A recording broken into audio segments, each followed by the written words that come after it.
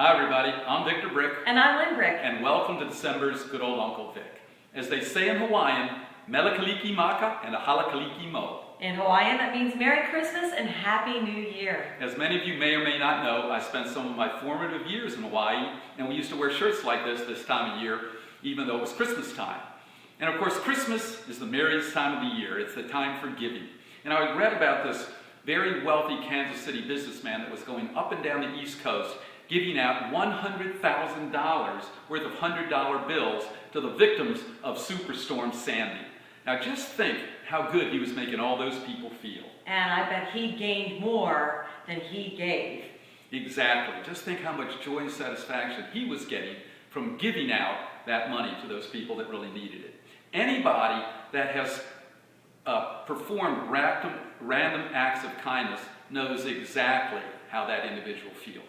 I remember when I was going to school in Washington State University in Pullman, Washington in 1972. And if you wonder what I was doing in Pullman, Washington in 1972, yes, I was chasing a high school girlfriend. But anyway, I couldn't get back for Thanksgiving. I didn't have the money. So I went to Seattle, Washington with a football player on the football team, a guy named James Green, a friend of mine named James Green, and I spent the week with him there. And his mother took me in and treated me like a son. We had a phenomenal time. We went to the largest Southern Baptist church in the American Northwest. 2,000 people in this congregation. In the middle of the service, Brother Lou Rawls got up and sang the invocation. The Lou Rawls. And when it was time to leave, I tried to pay Mrs. Green for her hospitality. And she refused, and all she said was, "Pass it on, child, just pass it on." And I've been trying to pass it on ever since. How about you? Do you believe in random acts of kindness? Do you believe in making somebody's day? Do you believe in giving more than you get in terms of time and talents? Is giving part of your general philosophy? If it is, you know what I mean. But if it's not, why don't you try it?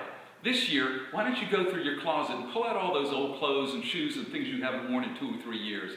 And instead of just talking about giving it to Goodwill, why don't you actually give it to Goodwill this year? Why don't you participate in a coat drive or in Toys for Tots? Why don't you give money to that beggar even though you think he should get a real job? Or how about donating money to a family member that's in need, even if you think they need to live within their own budget? In any way you can, why don't you just pass it on, child? Just pass it on. We hope you enjoyed this Uncle Vic.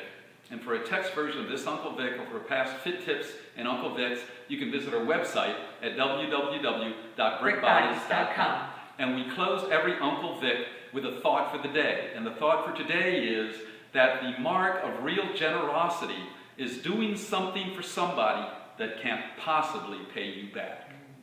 So until we meet again, that's it from good old Uncle Vic.